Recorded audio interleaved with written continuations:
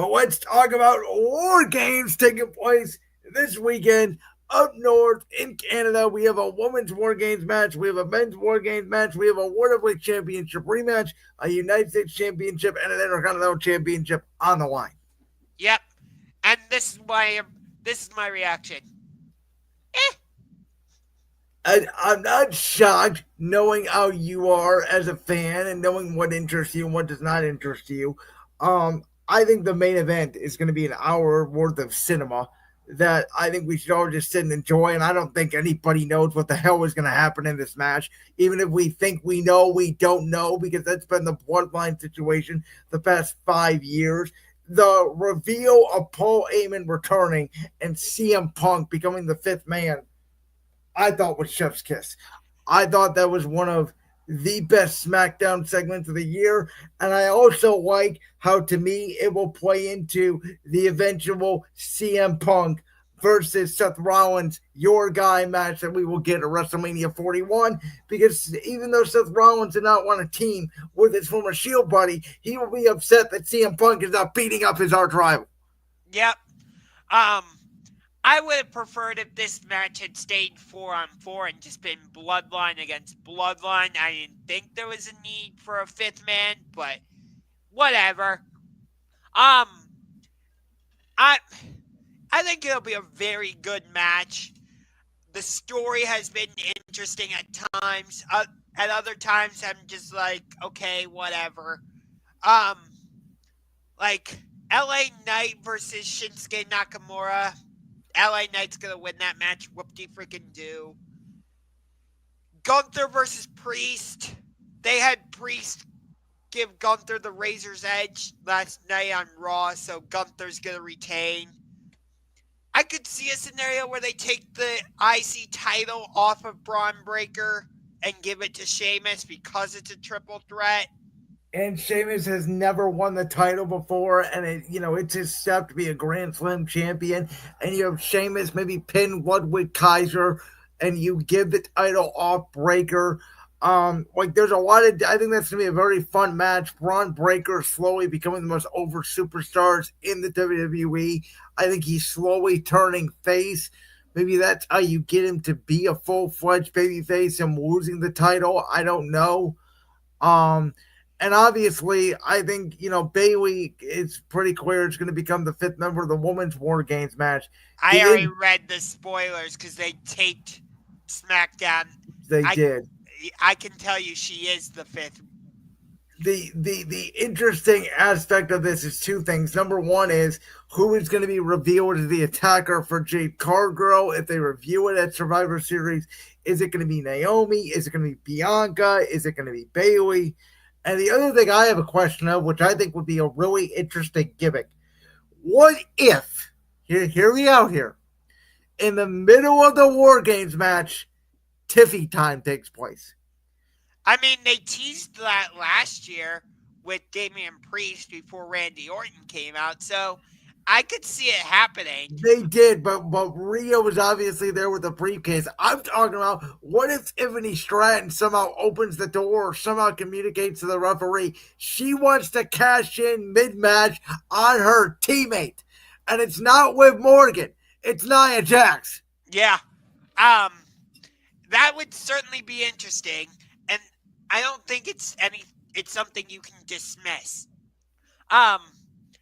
It's interesting that they're putting Rhea right back into this spot, given that she just recently broke her orbital bone or whatever it is. But I think that just makes her more of a badass. My God. The pop she got last night on Raw, somebody in the internet a couple of days before had said she's the Stone Cold Steve Austin of the women's of this generation. And I heard that pop, and I'm like, she might be. The pop she is getting is absolutely insane. Yeah, and they teased the match again between her and Bianca. I'd like to see that singles match at WrestleMania. That's just me personally. I think they're going to go back to Rhea versus Liv at WrestleMania, which... I told you at SummerSlam, this feud's going to go all the way to WrestleMania. And you told me you didn't think it was. I told you. It is. the way they're doing it, it feels like it. I'm a little bit surprised that they've gone away from Priest versus Balor this quickly. I didn't think it would be a one and done type Let me situation. throw this at you. What if the Judgment Day screw Priest again? Maybe, but it seems like the Judgment Day are on the verge of breaking up. I think they're teasing it away. I don't think that's going to be the case yet. Um, I think as long as Rhea's still fighting Liv, Balor will still be fighting Priest in some sense. Yeah. Um, I'll tell you what, I haven't really been paying a lot of attention to wrestling in general. Like I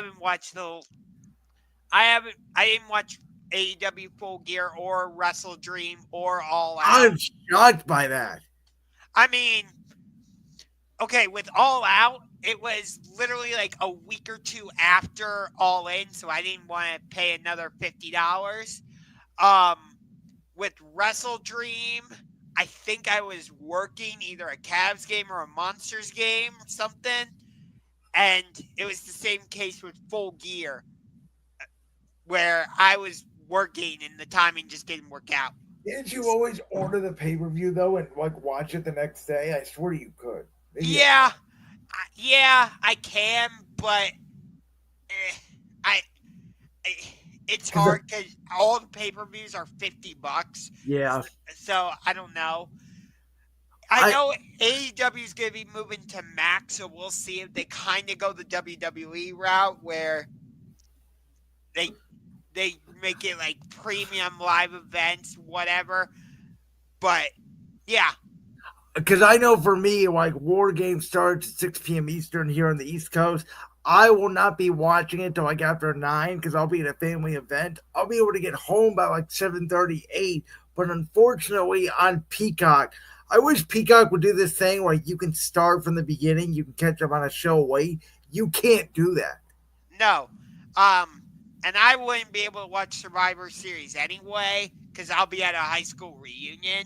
But even if I didn't have that, I probably would watch the Texas A&M game instead. See, I think that this War Games, men's War Games match, it's not just about the match itself, it's about the stories that are coming out of it. Will Paul Heyman screw CM Punk and Roman Reigns? Does he align himself with the new bloodline? Does Seth Rollins get involved? Does the final boss appear either during the match or after the match?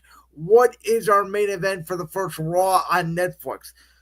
There are so many what ifs in wrestling that we have not had a lot of time to get into because of all the sports that are going on.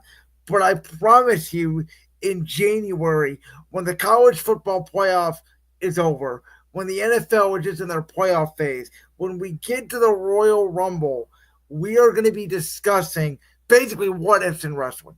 Um, this may be my favorite what if ever going into 2025. If you guys have not, go on Brain's World, listen to my wrestling interview that I did with Michael Reiner. I alluded to him a couple segments ago when we were talking about the Steelers. He's a big professional wrestling fan. He wants to be a wrestling writer eventually in his career. He thinks about wrestling more strategically than anybody I have ever met in my life. And we discussed John Cena's retirement. We discussed Survivor Series. This was before Bronson Reed and CM Punk were named the fifth members of each team. We discussed the Rumble. We discussed WrestleMania. All of these what if scenarios that I think is bigger than the matches itself at this point. To me, stories is what's driving this. The in-ring work is whatever. Like the War Games match, it takes 30 minutes to get into it. It's whatever. I'm intrigued by how this thing's gonna end. Yeah. Um, I'm of all the matches at War Games, I guess the one I would be most interested in is the triple threat for the Intercontinental I was just about Champion. to say that. Knowing you and knowing your fandom as a wrestling fan, I knew that. So, what made you think that? What about my fandom? I just know that you are more of a guy that's more about the in ring work more than the storytelling. And I It's think that interesting you say that because I'm loving this John Moxley Death Rider story over in AEW, and I know what kind of in-ring worker John Moxley is. I didn't get to watch the match at Full Gear, but I've seen highlights, and it was unbelievable from what Yeah, I. I think you can get into the story if you know the guy's a good in-ring worker. I think you put it like that in a good way. Where I'm more the I don't care if you're gonna have a good match. The story drives the match for me. Um, which I again, it's why professional wrestling is so subjective. yes, um, and like I'll tell you this. I was more interested in last year's men's Survivor Series match with the Team Cody against the Judgment Day.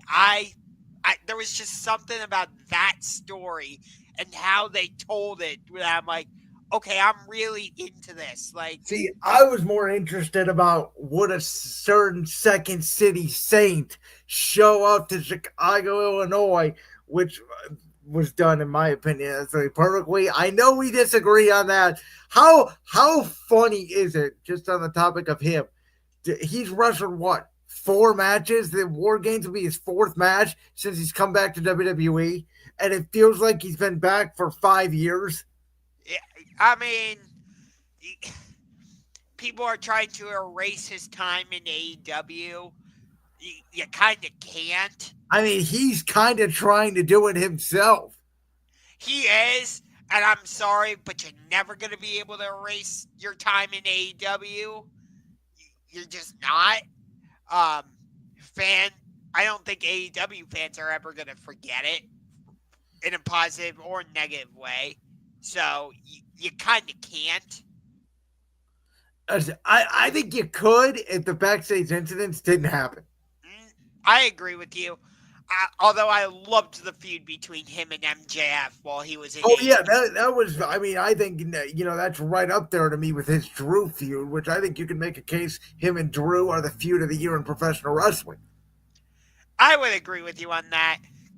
Um, I would put Swerve Hangman up there, but it's hard to argue with Punk Drew. Well, again, I think wrestling days are all subjective. I can't wait for Survivor Series. I don't think it's going to be the greatest show in the world per se until the main event, which again, I don't even think the match is going to be spectacular. I actually thought I was kind of, I got the direction where they're going with 5-on-5. I agree with you. I thought it could have been 4-on-4. I actually thought if they were going to do 5-on-5, and I told you this before, I thought it was going to be Kevin Owens joining the heel side, solo side, and Cody Rhodes Okay, we joining gotta talk about that. the They OG Bloodline side. they had that They did promo that Kevin Owens cut the on promo of his SmackDown. career. That was All amazing. true. That 100%, and that match was made official for Saturday night's main event. I know the Randy Orton feud is right there for Cody Rhodes. They've been teasing it. I don't give a damn. Kevin Owens needs to take that title from Cody Rhodes at Saturday night's main event. I'll tell you what, if they do it, that'd be a spot to do it. I still don't think it's going to happen because, Josh, I think on the first Raw on Netflix, Cody Rhodes is going to lose his undisputed WWE Championship. To Roman Reigns? No, to the final boss. You don't think they're going to save that match? Ugh. I think Cody and Rock, I think The Rock will win the title from Cody on Netflix.